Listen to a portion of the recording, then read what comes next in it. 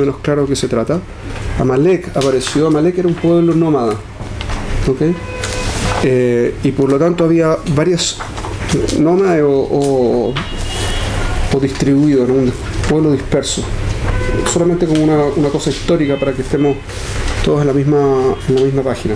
En esa época, creo que se los comentaba antes, pero en esa época cuando hablamos de un rey, no necesariamente estamos hablando de un rey de todo un país como hablamos hoy. No es que el rey de España, por ejemplo, es rey de toda España, o quizás ya no de Cataluña, pero de España en principio, digamos, de todo lo que llamamos España.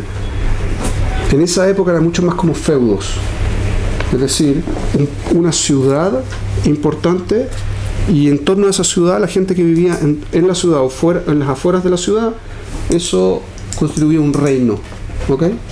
Entonces había varios reinos, ¿ok? O si quieren varios feudos dentro de cada pueblo. Amalek era uno de estos casos.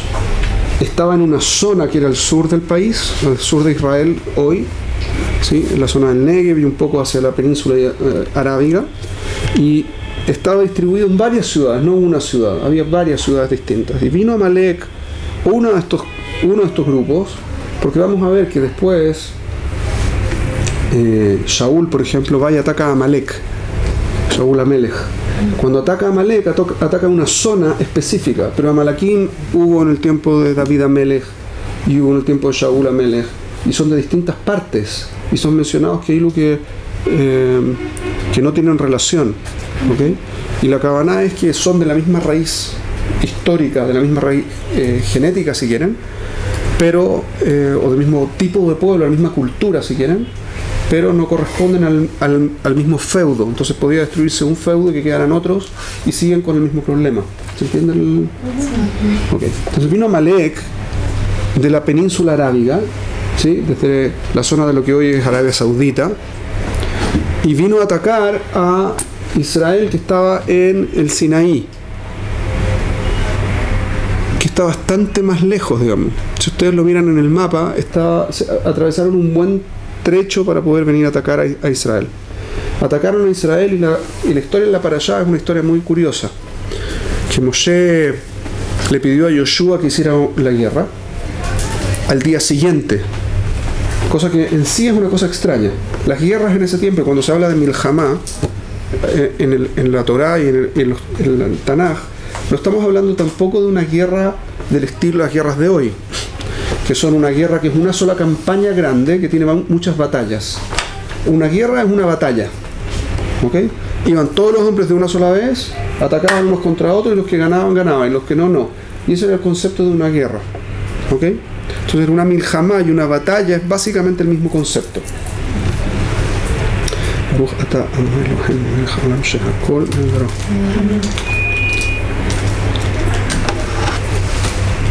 Amalek atacó en la noche o en la tarde, un día, digamos. El día siguiente fue Yoshua con una selección de hombres a combatirlos, y Moshe subió con Aarón y Hur. Hur es la única vez que aparece en el Humash. No es la única vez, aparece también en el tiempo un tiempo antes, un par de capítulos antes, pero además Hur aparece aquí, no vuelve a aparecer más en el Humash, vamos a mencionar en un ratito más.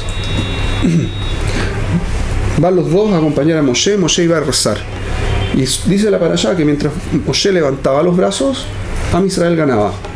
Moshe bajaba los brazos, Israel perdía. Y entonces se hicieron muy pesados los brazos de Moshe, como estaba muy cansado de tenerlos arriba, aparentemente esa es la lógica, y entonces los tenía que bajar, entonces iba perdiendo Israel. Entonces vinieron Aarón y Hur y pusieron rocas bajo las manos de Moshe, y entonces las depositaron y quedaron sólidas, y ahí Am Israel ganó. Y a continuación viene el maftir de la parashá, que lo quiero leer un segundo. Vayomer Hashem el Moshe Ktov zot zikaron pasefer. Tienes que escribir este recuerdo en el libro. Vesim be oznei Yehoshua, y tienes que enseñárselo a Yehoshua. Kimaho emhe et zecher Amalek mitachat hashamayim, porque seguro borraré el recuerdo de Amalek de debajo de los cielos. Vaiben Moshe Mizbeach, y construyó Moshe un altar, Vaikra Shemo Hashem Nisi, y el nombre de este altar lo llamó Dios Nisi. Nisi es mi bandera, mi banderilla, o si quieren, mi milagro. ¿Ok? Vayomer Kiyad al-Keska Milhama la Hashem Ba'amalek Midordor. Y dijo Moshe, Moshe dijo Kiyad al-Keska, ¿sí? Y dijo, porque la mano está sobre el Keska. Kes es de la Shon Kisé, pero sin la Aleph. Es el trono de Dios, pero sin la Aleph.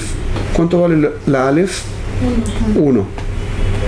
K es Yud Kei, es la mitad del Shem Hashem. ¿Ok? K, Yud Kei. Y por lo tanto significa la mitad del nombre divino. Nosotros nos referimos a K, es uno de los nombres de Hashem, pero corresponde a la primera mitad. En términos poco profundos, el concepto es que hay dos partes en el nombre de Hashem. Uno tiene que ver con el entendimiento y una relación intelectual profunda, trascendente con Dios, y la otra tiene que ver con la manifestación de Dios en el mundo. ¿Okay? Una parte como teórica y una parte concreta, práctica. La primera parte es la parte teórica, la segunda parte es la parte concreta, ¿sí? Entonces cuando decimos K nos referimos a esa parte teórica de Dios. ¿Qué es lo que hizo Amalek? Porque pusieron la mano sobre el trono y le quitaron la unidad al trono. Es decir, el trono divino, la manifestación de que Dios gobierna el mundo, que hasta ahora, hasta este punto, había sido completamente manifiesto, producto de los milagros de Egipto, el cruce del mar, Man, etcétera, etcétera. Nadie dudaba que esto era de mano divina, ¿okay? Que Dios estaba detrás de todo esto. Ahora vino Amalek y atacó a Israel. Y en el atacar a Israel, dado que sobrevivió una parte de Amalek, ¿sí? otros feudos, lo que fuera, entonces quedó la sensación de que Dios no gobierna el mundo. Sí. Y eso se lo manifiesta de esta forma la Torah. Dice Kiyad al-Kes, porque hay una mano puesta. Amalek puso una mano sobre el trono divino, dejando que solo se vea en teoría a Dios. Entonces, ahora aquí hay uno que no es manifiesto. Dios sí está espectacular, impresionante en el cielo, y nosotros acá en la tierra, Keilu. Está separado. Por eso está solo la mitad del trono. Y esto va a ser la lucha de Am Israel para el resto de las generaciones. Como dice el Pasuk, Milhamá la Hashem ba'Amalek. Hay una guerra en nombre de Dios sobre Amalek midor-dor, por cada generación. Toda vez que aparece este concepto de que no, Dios allá arriba y nosotros acá abajo y no es real, Be'etzem, esa es la filosofía de Amalek, que está dividido el mundo entre la parte divina y la parte terrenal, que lamentablemente es muy cercano a la cultura de la que nos rodeamos en general. Sí, como que uno no tiene conciencia de que Dios está permanentemente con uno. Ese es el concepto de Amalek. Y de ahí viene la duda y viene el Midrash, que es como una persona, Rashi lo trae, ¿sí?, en su explicación, como una persona que se tira a una ambatia muy caliente, que no importa, él se quema, pero el producto que se tiró a la ambatia, a la tina, a esta bañadera, como quiera que la quieran llamar, ¿sí?, producto que se tiró, entonces con su cuerpo bajó la temperatura del agua y ahora es más fácil tirarse. ¿Qué es lo que viene a decir el Midrash de Maaseh? Es cierto, Amalek fue destruido en esta guerra, esta parte de Amalek fue destruida en esta guerra. Le ganó a Israel, le ganó a Amalek. Pero independiente de eso, dado que sobrevivió, una parte de Amalek sobrevivió, le Maaseh, en términos prácticos, queda la sensación de que se le puede ganar a Dios. Eso significa que Dios no controla la realidad. Y ese es el problema de la filosofía de Amalek permanentemente. Y contra eso tenemos que luchar. O sea, pero como creen a Hashem, pero no en el que lo controla constantemente. Oh, no entiendo. Claro, como que Dios existe. Pero que no está como manejando Pero claro, las cosas constantemente. aquí no está, estamos entre nosotros, como que Dios no es parte de este cuento. Ese concepto viene de la guerra de Amalek. ¿Okay? A continuación viene la historia de Yitro. Tampoco la mencionamos la semana pasada. El concepto de Yitro es un Mahloket Rishonim.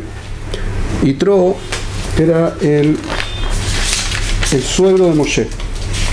Justo a continuación de Amalek, y de hecho Rashi también lo trae en esas condiciones, no es el único que lo menciona. Yitro, ¿qué es lo que viene a hacer? Escuchó que pasó un milagro y, a diferencia del resto del mundo, ¿qué es lo que cuenta el Midrash? Cuenta el Midrash que todas las aguas del mundo se partieron. No aparece así en el Humash, y quizás lo que quiere decir en el fondo el Midrash no es necesariamente que efectivamente se partieron, no tengo idea, no recuerdo haber estado ahí para poder decirlo, pero sí podemos entender un concepto que sale del Midrash, que es que quedó en evidencia que hubo un milagro, que se salvara a Israel, que se salvara y muriera, que ganaran contra los egipcios, fue un milagro. Y nadie dudó del milagro. Y ese es un punto fundamental. Si hubo un milagro para con el pueblo de Israel, entonces, ¿qué es lo que pasó con el resto del mundo? Todo el mundo vio un milagro con Israel. ¿Qué pasó? Les cuenta el Midrash que el único que reaccionó fue Yitro. Vio el milagro y dijo, guay, aquí pasó algo importante. Y fue detrás de Moshe y el pueblo de Israel. Y el Mahloket Rishonim es si llegó antes de la entrega de la Torah o después de la entrega de la Torah. ¿Okay? Rashi sostiene que esto Behemet pasó, vamos a ver que eso está en el Sefer Bamidbar. Y hay otros que sostienen no. Esto está en el orden correcto, esto pasó antes de Matan Torah. ¿Okay? Como dije que reaccionó, ver que tipo, lo único que se juntó en el cerebro, tipo... El único que tomó acción en consecuencia de saber que existe un milagro y que fue específicamente con Israel fue Yitro. El resto no. Nadie. Correcto. Okay. Ese es el concepto. Y eso es muy potente porque eso significa que cuando uno ve algo que llama la atención, uno en forma natural debiese actuar en consecuencia. Y eso es algo que no todo el mundo tiene claro. ¿Okay? El hecho de que pasó algo raro le llamó la atención a Yitro e inmediatamente actuó en consecuencia. El resto de la gente no hizo nada al respecto y pasó como piola, así como que no se supo. No solo aquí, sino que hay otro Midrash que vamos a ver ahora con la entrega de la Torah también, que es el Midrash de Matan Torah. Entonces vino Yitro y le dijo a Moshe, que aparece aquí en esta parasha. Voy a aprovechar de enseñarles un concepto que aparece en el Humash. Está escrito en la Gemara, en muchos lugares, que la Torah no es un libro de historia. Eso quiere decir que no está en orden cronológico, ¿sí? Entonces no implica que venga una cosa después de otra, no implica que pasó una cosa después de otra. Lo que uno se tiene que preguntar inmediatamente es, si no pasó históricamente en esa secuencia, ¿por qué lo puso la Torá en esa secuencia? Entonces la pregunta se sostiene muy fuertemente con este pasuk, con estos psukim que tienen que ver con Yitro, porque Yitro viene a continuación de Amalek, antes de la entrega de la Torá, y después viene cuando Am Israel va a salir de la zona de Har Sinai rumbo a Eretz Israel antes en el segundo año. ¿Ok? Y si es antes de la entrega de la Torá que vino Yitro, ¿por qué lo puso la Torá allá? Y si es después de la entrega de la Torá fue allá, entonces ¿por qué lo puso aquí la Torá? ¿Se entiende la pregunta? Aparece 2 veces la misma historia. ¿Por qué lo puso donde no corresponde históricamente? Esa es la pregunta.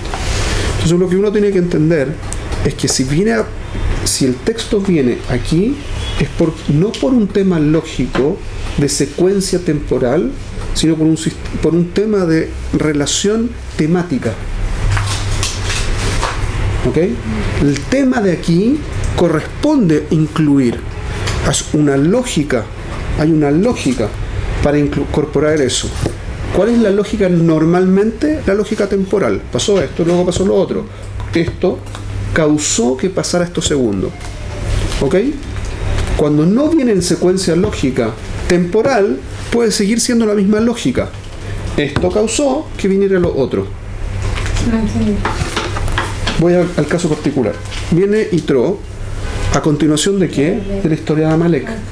Hay 2 reacciones factibles que son las opuestas a lo que sucedió. Amalek vino a destruir a Am Israel o a probar que se puede discutir con Am Israel y a pelear con Am Israel y sobrevivir a ello. Para que todo el mundo tuviera la duda de si se tiene que vivir así o no se tiene que vivir así. Esa es la función de Amalek. La reacción contraria exactamente es la que tuvo Yitro, que decidió venir para cambiar su vida en función de aquello que vio que pasó. Entonces, una es la relación temática y otra es la relación temporal. ¿Se entiende? ¿Por qué una es temática y la otra es temporal? Porque podría no haber sucedido aquí. Rashi sostiene que no sucedió acá. Que Behemet sucedió en Bamidbar.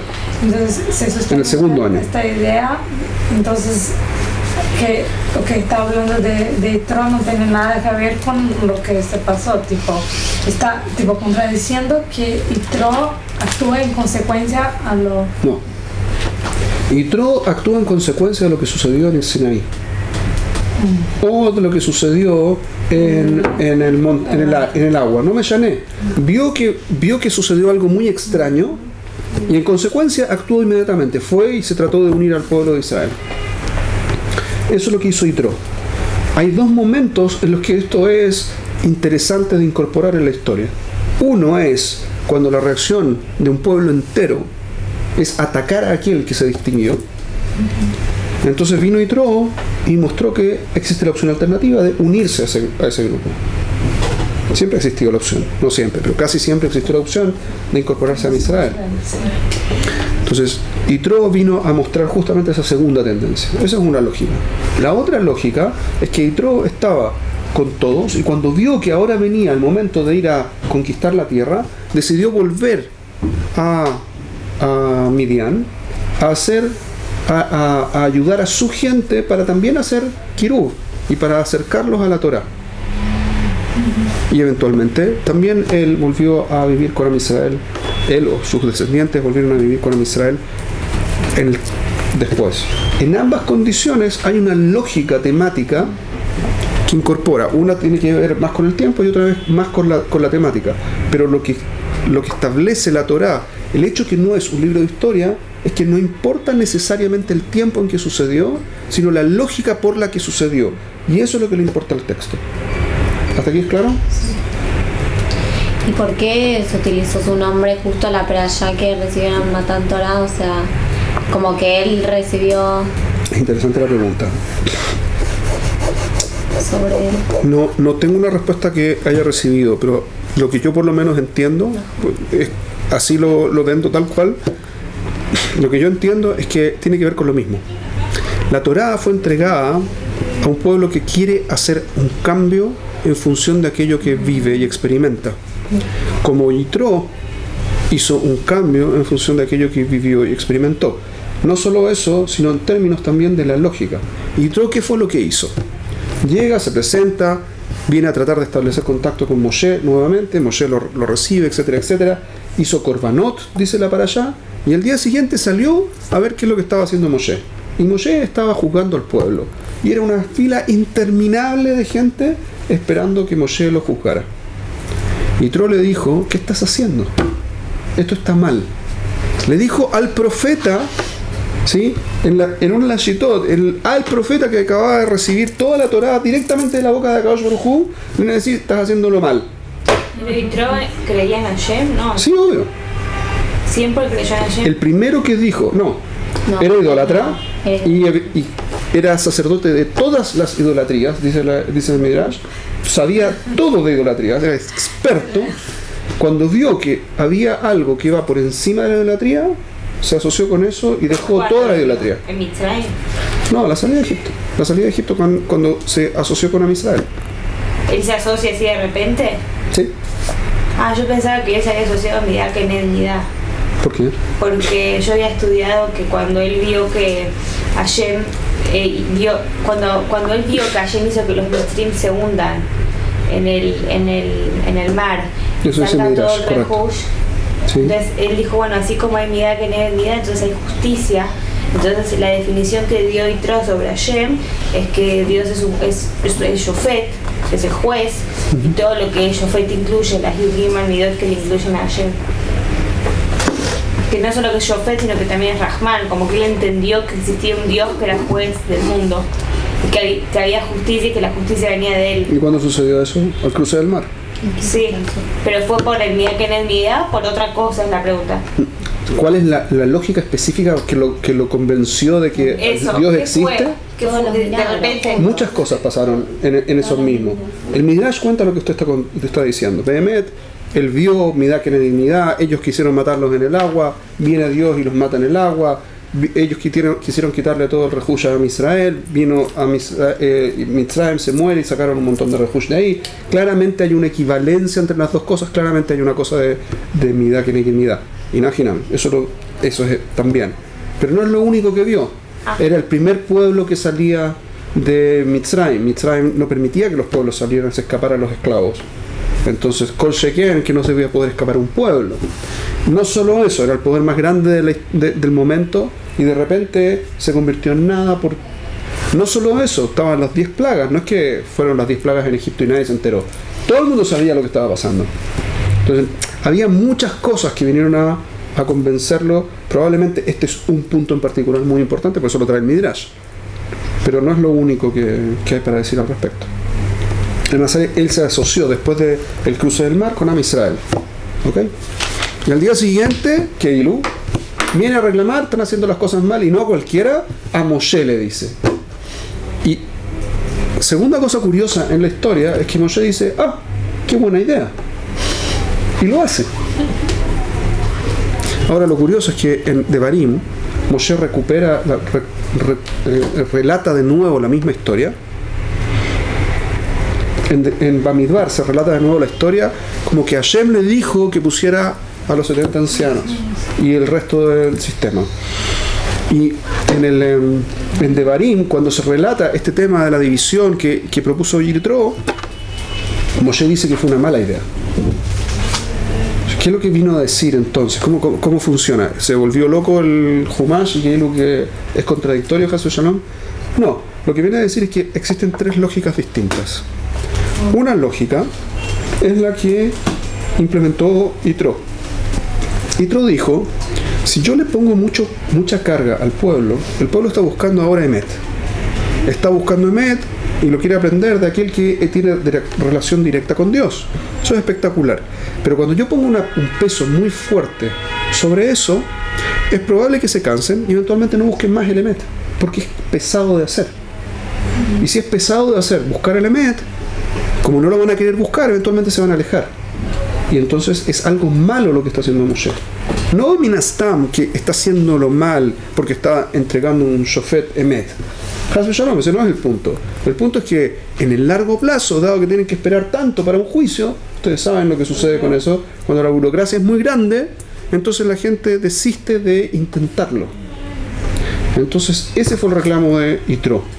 En esas condiciones la idea es muy buena. Vamos a dividir el proceso de forma que sea escalonado.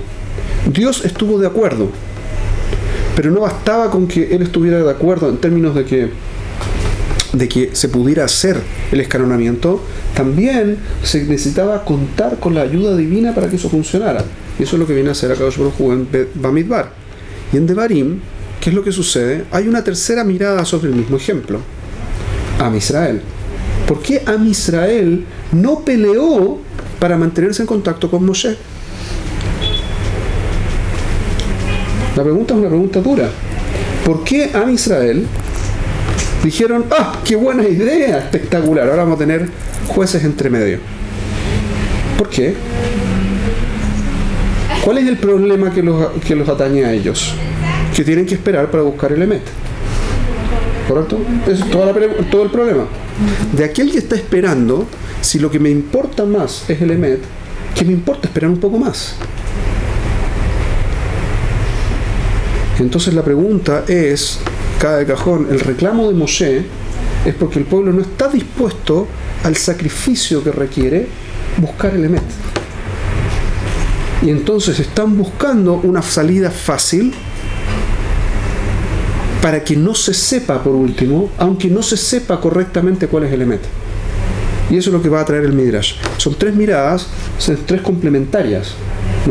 No hay ningún problema en lo que dijo el texto.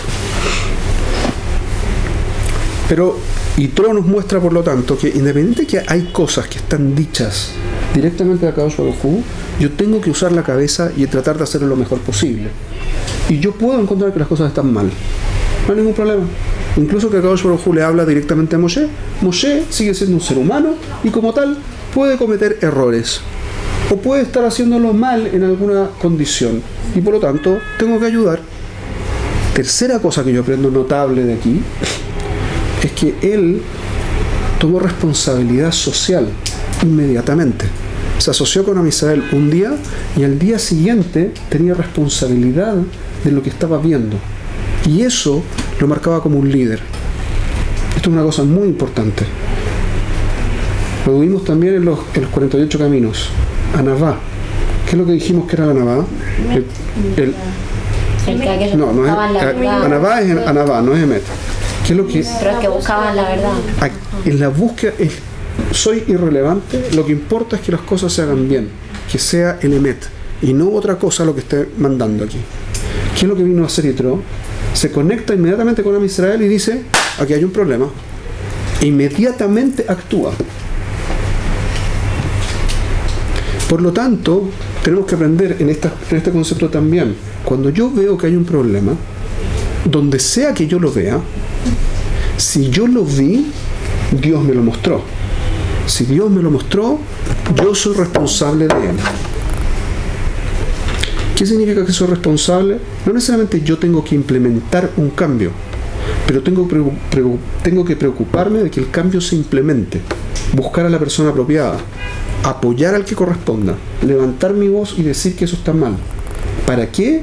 Para resolver el problema, no para figurar. Nada. ¿Se entendió? Son cosas muy importantes que aprendemos de Yitro. Y por eso, a mi entender, ese es el motivo que la Torá decidió llamarla para allá, decidieron Jajamim llamarla Yitro, partiendo por ahí. ¿Ok? Perdón, pero yo no percibí, pero explicaste por qué en Bamidbar está escrito que Hashem hizo, lo que hizo en realidad Hashem fue la parte del Sanedrín, no la división de las distintas capas, pero el Sanedrín era la parte que dominaba sobre esas capas, a eso me referí en el fondo. Y la lógica en ese tiempo fue que Moshe no se la podía solo. Y fue la misma lógica. Sí. Y justamente está yuxtapuesto, está inmediatamente a continuación de esto, es que Yitro, en ese otro lado se llama de otra forma, pero Yitro se va. Entonces hace el nexo entre las dos cosas también. Entonces, eso. Para no dejar de mencionar Yitro. ¿Estamos hasta aquí? Sí. Viene a continuación la parasha y nos cuenta el tema de la relación entre Am Israel y Akadosh Baruj Hu y los 10 mandamientos, y viene para allá Mishpatim, donde quedamos la vez pasada.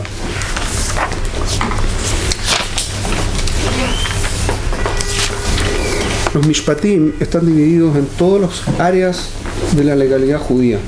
¿Okay? Empieza el capítulo 21 y termina el capítulo 23 para allá Mishpatim, y va a traer leyes del esclavo judío, daños y perjuicios, ¿sí? Crímenes, todo lo que tiene que ver con cumplimiento de algunas fiestas, no todo, menciona algunas fiestas, etc. Hace un repaso de todos los puntos fundamentales de la halajá entre el capítulo 21 y el capítulo 23.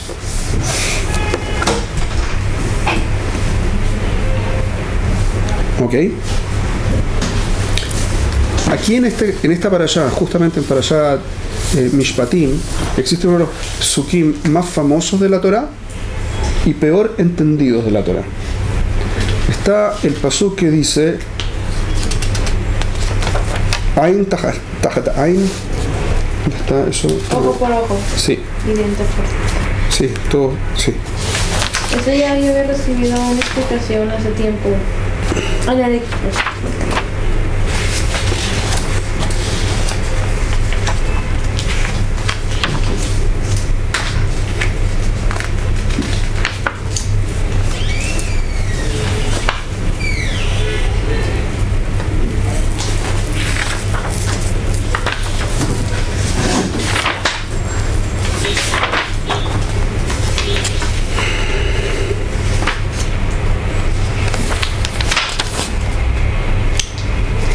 No recuerdo cuál es el pasuk en particular donde está, pero viene a continuación del caso en el que un toro o una vaca cornea. No, perdón. Sí, Hafimel, Habdalet. ¿De cuál? ¿De Kafalef? Parashat Mishpatim. Claro, sí, Kafalef, Ok. Hafimel, Habdalet.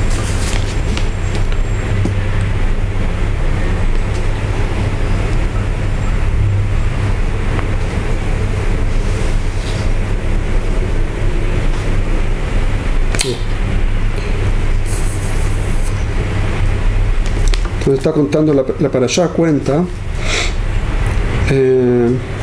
primero del caso de distintos casos de daños. ¿Ok? El primer caso de daño es que un toro viene y cornea a otro, cornea a una persona y la mata. Dice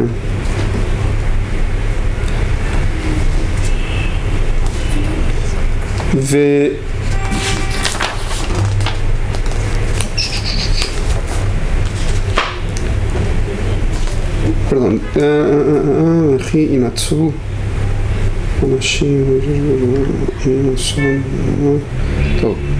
encuentro el concepto. Originalmente la parashá viene a hablar de daños y a continuación viene el tema acá. Primero viene el daño cuando una persona está peleando y daña y genera daño físico, le pega un puñete y le bota un ojo a alguien, o Hasu Shalom, o genera un daño de ese estilo. ¿Cuáles son las consecuencias directas? Dice la parashá: Ain tajat Ain, Shen tajat Shen, Yad tajat Yad, Regel tajat Regel, Kivia tajat Kivia, Petza tajat Petza, Havura tajat Havura. Es una enumeración tremendamente larga para la Torá. La Torá no pierde letras. Viene a decir un ojo por un ojo, un diente por un diente, una mano por una mano, una pierna por una pierna, una ruptura por una ruptura, una herida por una herida, un moretón por un moretón. ¿Cómo? Un moretón. Un moretón es un golpe así que te deja, ¿sí? ¿Sí? Un hematoma. Si viene a decir con tanta, como en todas esas categorías, si todo el tema fuese, si yo te pego, tú me pegas, entonces bastaría con una. Sí.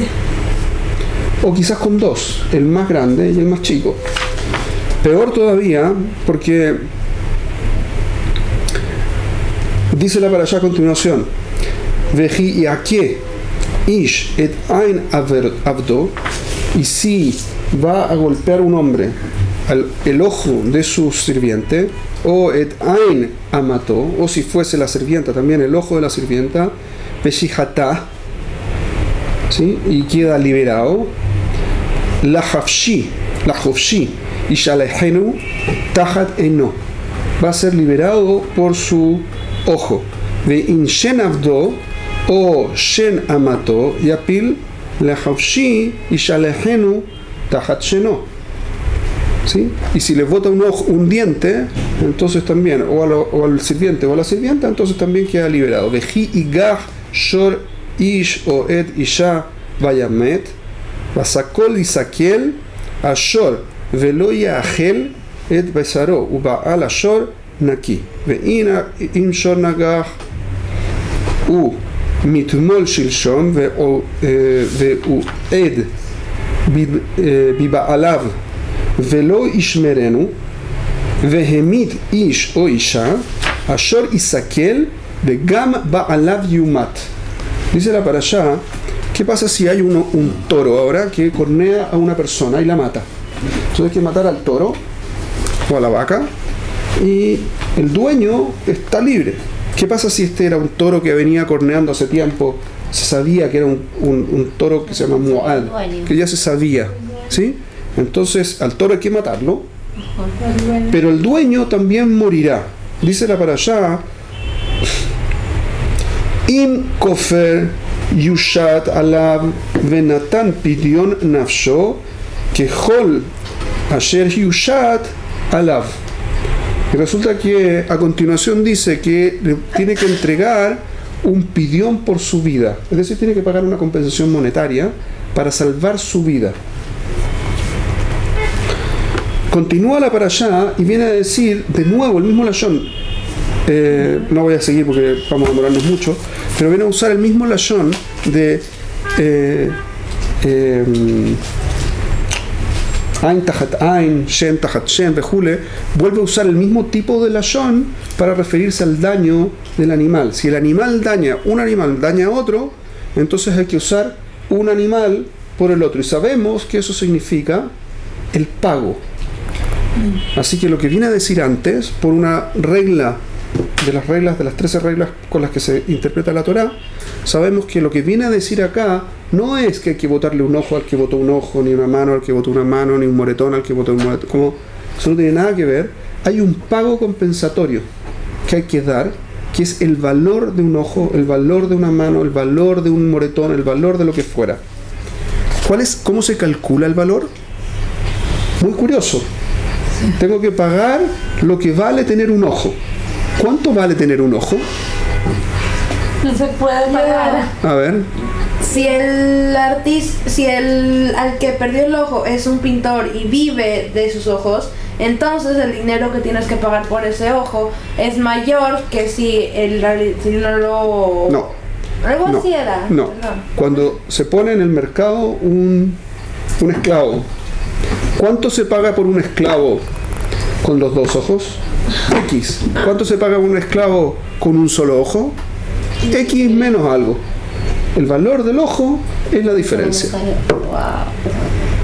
Valor de mercado. Payut el valor del mercado.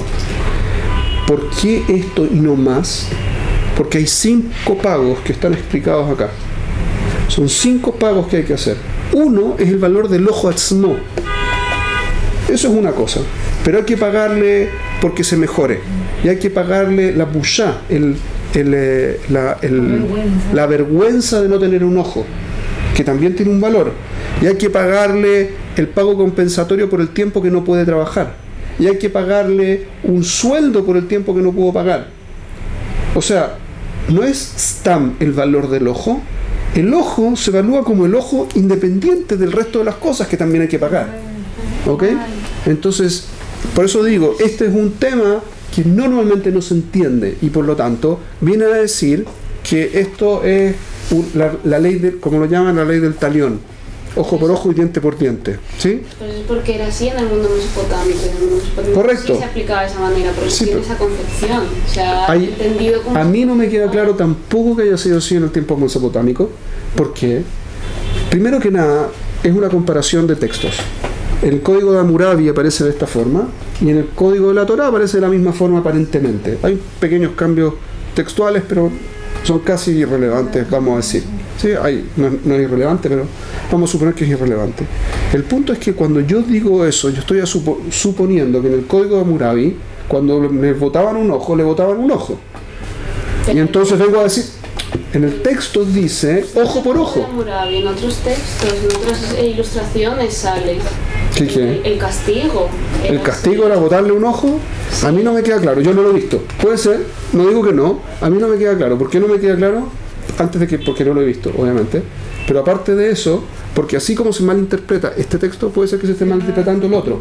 Y que sea una reinterpretación, por ejemplo, si fue un dibujo de la época de Hammurabi o del código que haya sido, ¿sí? Y en ese dibujo de esa época aparece que le botan un ojo a un tipo porque le botó el ojo al otro, me cabe 100%. Si es un dibujo del tiempo de los romanos, por ejemplo, no me cabe, porque puede ser que esto esté malinterpretando así como los otros malinterpretaron. No me dice nada a menos que yo tenga una prueba que en esa época funcionaba. Segundo punto es que sabiendo que existen estos códigos, mucha gente viene a decir, esto solamente para dejar en claro otro tema, que es que vieron, la Torá viene del código de Hammurabi. Probablemente lo han escuchado en alguna parte. Como hay códigos anteriores y la Torá viene a recopilar y es como el texto más moderno, no sé qué, pero le más es lo mismo que traían los otros y no es ninguna novedad y no es de Akadosh Baruj Hu, es pues cultura de la época. Sí. ¿Qué es lo que viene a decir la Torá? ¿Que es la primera vez que se dijo una ley? No. Nunca dijo eso. La Torá explícitamente dice que había leyes mucho antes que la Torá. Explícitamente muestra que existía conocimiento de Dios y que había leyes en Noah y que había leyes en el periodo anterior a la Torá. No hay ninguna duda al respecto en el texto, y que quiera que mire el texto. Es pashut. Existían leyes antes. ¿Qué es lo que viene a decir la Torá? Que esta es una ley perfecta. A diferencia de las otras, que podrían tener un detalle por aquí, un detalle por allá, esta es una ley que trajo Dios, que vienen a decir más o menos lo mismo. Y en el Hinami también estamos hablando de un toro que cornea a otro toro y etcétera, que también aparecen en otros códigos, pero el costo, la lógica de la compensación, la lógica del análisis del caso es distinta, y eso es lo que viene a decir la Torá. No viene a decir que es la primera vez que a alguien se le ocurre una ley social. Papitón, sería ridículo que lo dijera y probaría que la Torá no es verdad. Hasbe Shalom. ¿Ok? Continúo con el texto. A continuación, en el capítulo 24 de Shemot, viene una parte que me interesa que ustedes hayan visto en algún momento, que es que sube Moshe, Aarón, Nadab, Abiú y 70 ancianos al monte Sinaí y se quedan ahí en una primera en el primer nivel, y después de 7 días va a subir Moshe. Antes que eso, Moshe recibió este Sefer Mishpatim y lo pone frente al pueblo y Koret Brit, establece un pacto. La forma de establecer un pacto fue un Korban, y aquí fue el lashon de Naaser Benishma. ¿Ok? Lo dijimos antes, lo voy a repetir aquí. Rashi dice que este Parashat Mishpatim Behemet fue hecho antes que la entrega de los 10 mandamientos. Hay otros mefarshim que dicen que no, que fue entregado aquí después de los 10 mandamientos. Lema hace es irrelevante. La lógica de ambos es que esto es Mishpatim, es antes de Naaser Benishma. O sea que, ¿qué es lo que hizo Akadosh Baruj Hu? Como dice en el principio del Perek 21, dice: Ele Mishpatim asher tasim lifnehem, frente a ellos. ¿Por qué frente a ellos y no lahem? Tendría que haber sido a ellos. Estos van a ser los estatutos que les vas a dar a ellos. ¿Correcto? No dice eso la parashá, dice: estos van a ser los estatutos que pondrás frente a ellos. Makavaná. No tienes que explicarle en profundidad. Este no es el momento para explicarlo. Esto es que vean grosso modo de qué se trata el cuento. Si están dispuestos, entonces lo explicas. Antes, no. Y la lógica es que obviamente hay un problema básico de comprensión que me interesa que lo tengan claro. También tiene que ver con lo que les pedí que estudiaran. Cuando yo entiendo algo y me resulta razonable, lo que entiendo y me resulta razonable tiene que ver con lo que yo ya sé y mi costumbre y mi cultura anterior. Viene la Torá a enseñarme una cultura nueva. Si yo por encima lo veo, me puede resultar razonable o no razonable, minastam, no tengo un análisis profundo de qué se trata. Y por encima puedo percibir si tiene sentido o no tiene sentido, stam. Pero voy a tomar una decisión en función de una cultura nueva. Lo que significa que mi decisión de Naaseh Benishma no tiene que ver con una decisión ciega, tiene que ver con una decisión entre dos culturas distintas. Hasta este momento vengo con una cultura que es fundamentalmente la cultura egipcia de la época, y ahora viene la Torá a proponer, viene Dios a ofrecerme una Torá que viene con una cultura nueva. Dado que es una cultura nueva, yo me tengo que acostumbrar primero, Naaseh. Primero voy a acostumbrarme a de qué se trata esto. Cuando esté acostumbrado, puedo analizarlo correctamente. Antes no lo voy a poder analizar correctamente. Cuando yo quiero conocer cómo viven los pigmeos, tengo que ir a vivir con los pigmeos. No me sirve de nada estudiarlo en un texto. Porque si yo estudio en un texto, voy a ver desde mis ojos lo que dicen los pigmeos, según lo que dice el texto. Que no necesariamente tiene nada que ver con lo que ellos entiendan. Mucho de la cultura tiene que ver con el vivenciar y el enfrentar los problemas como la cultura así lo dice.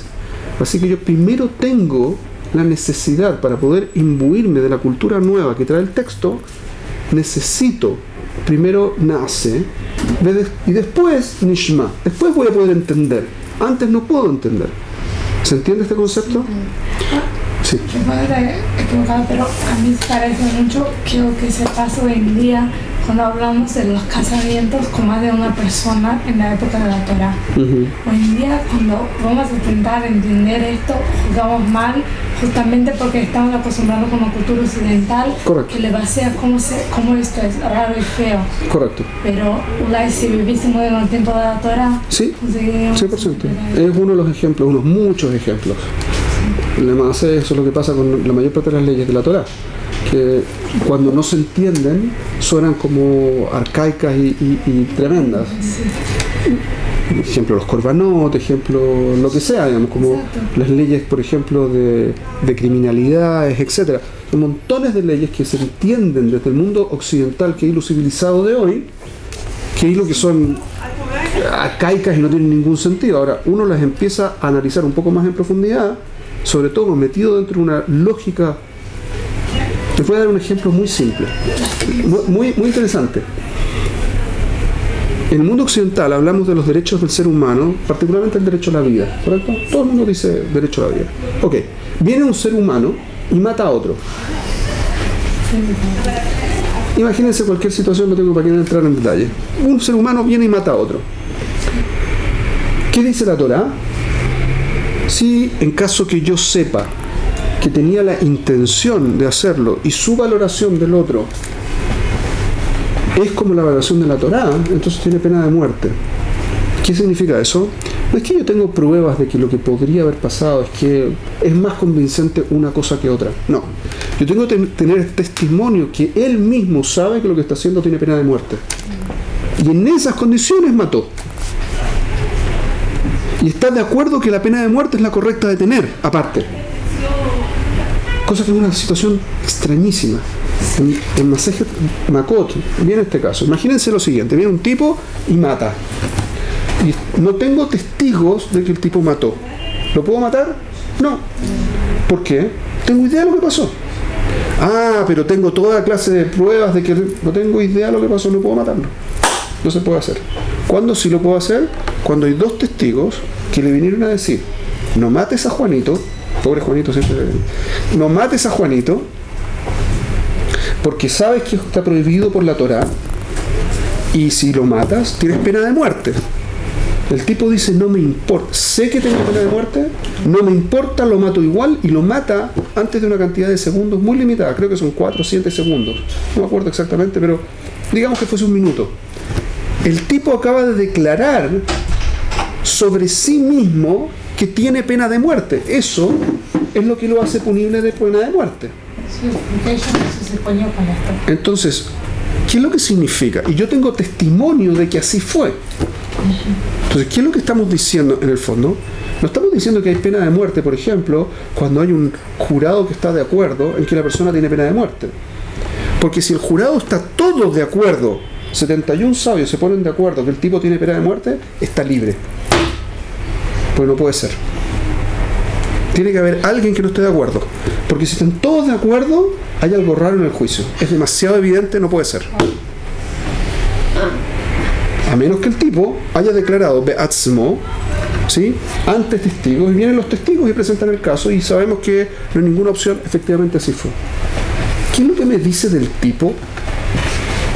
¿Qué es lo que me dice su declaración? ¿Me da lo mismo? Sé que tengo pena de muerte, me da lo mismo, lo voy a matar y lo mato igual. Lo que me dice es que su valoración de la vida del otro es como la propia y que no vale nada. Eso es lo que me dice. En esas condiciones lo puedo matar. Cualquier otra no tengo derecho a tocarle la vida. ¿Entienden la lógica de atrás? Es muy parecida a otra lógica. Tenemos un ladrón, pero un ladrón de estos, no un ratero, ¿cierto? Unos cartereros, estos tipos que roban en la calle, no. Este es un tipo que roba a punta de pistola a pleno día. Se llama Gazlan, se llama, en la halajá se llama Gazlan. Ese tipo tiene pena de muerte.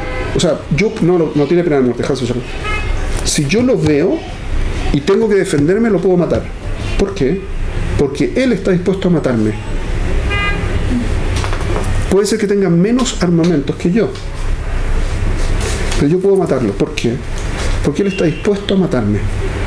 Yo tengo que partir del supuesto que está dispuesto a matarme. ¿Por qué eso implica que yo tengo derecho a matarlo? Por un tema básico. Su valoración de mi vida es que él está dispuesto a hacer cualquier cosa para incluso matarme para sacarme mis posesiones. Por lo tanto, mis posesiones no valen mucho más que mi vida. Y él está dispuesto a sacármela. Por lo tanto, mi vida y por ende su propia vida no vale. En esas condiciones, lo que estamos diciendo en el fondo es que a los ojos de la Torá, aparentemente, la lógica es cuál es la valoración que la persona tiene sobre su propia vida y sobre la vida en general. Esto, fíjense, tiene un sentido enorme. Yo defino cuánto vale mi vida. Y si es así, piensen en Aish, este grupo ISIS. ¿Sí? Este grupo viene a matar gente y matan cruelmente a diestra y siniestra. Les da lo mismo la vida. ¿Qué dice de su propia vida? No vale nada. Y si no vale nada su propia vida, ¿por qué tengo que defender los derechos humanos? ¿Entienden el problema? El concepto del derecho humano en esas condiciones está en tela de juicio. No deja de tener sentido. No estoy diciendo que pueden creer lo que quieran, yo creo que eso es un mucho mejor razonamiento que el de los derechos humanos, pero ustedes pueden estar en desacuerdo. Pero vamos a decir, tiene mucha lógica. Mucha lógica. Ok. A continuación, inmediatamente después de que se cierra el tema y Moshe recibió la Torá en el monte, subió durante 40 días, está recibiendo la Torá y recibe las leyes del Mishkan. Las leyes del Mishkan, cómo se construye el Mishkan, ¿sí? Y recibió primero las leyes de cómo se arman los aparatos internos, ¿sí?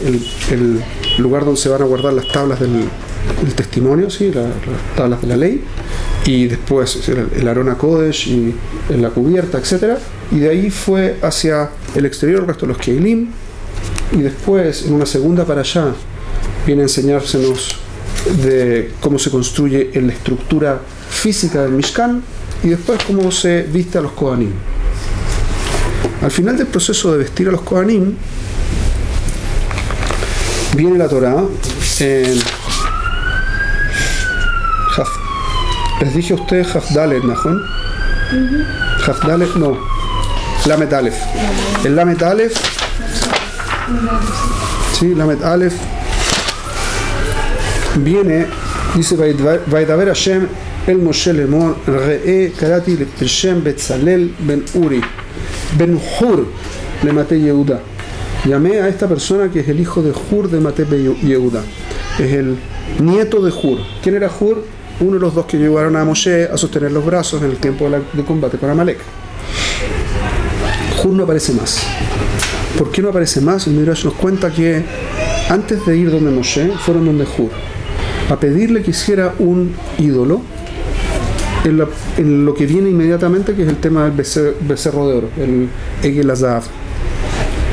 Y Ur dijo, no pienso hacerlo. Y lo mataron por eso. Por eso nunca más apareció. ¿Ok?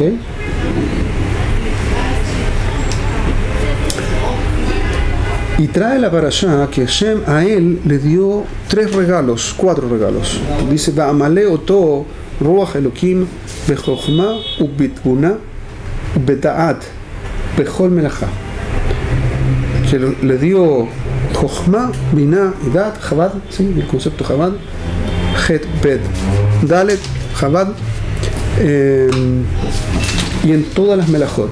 Eso quiere decir que en el fondo tenía intuición, tenía Ruach HaKodesh, como va a decir Rashi, respecto de cómo se tenía que construir el Mishkan. ¿Por qué era necesario eso? ¿Y por qué tenía que ser el nieto de Hur? Porque él iba a manejar todo el proceso de la construcción. Moshe no lo iba a hacer él. Moshe iba a ordenar que se hiciese, y sin embargo se llama el Mishkan que construyó Moshe. Aprendemos esto, un concepto también muy interesante. La persona que es dueña de la cosa es la que toma la responsabilidad de hacerlo. No aquel que lo hace físicamente, sino que el que asume la responsabilidad de hacerlo. ¿Ok? El que supervisa, el que sabe cómo se hace, incluso ese es secundario con respecto a aquel que lo ordena y toma responsabilidad porque las cosas se hagan. Es un lashon interesante. La diferencia de las cosas. Uno lo hace. Uno es Betzalel, que sabe cómo se hace y está ordenado para hacerlo. Sí. Otro es Moshe, que recibió la orden de hacerlo. Y él tiene que transmitir la orden de hacerlo y supervisar que Betzalel lo haga como corresponde. ¿Quién es el dueño del Mishkan Be'etzem? Moshe.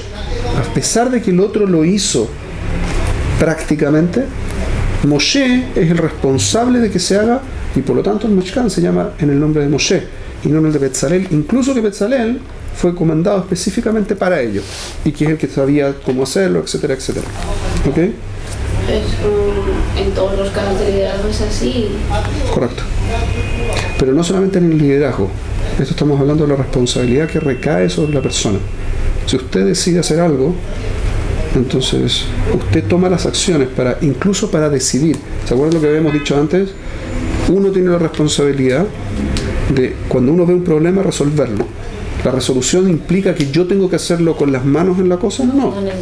Pero toda vez que yo me responsabilizo de que alguien lo haga, incluso que otro lo hizo, se llama que yo lo hice.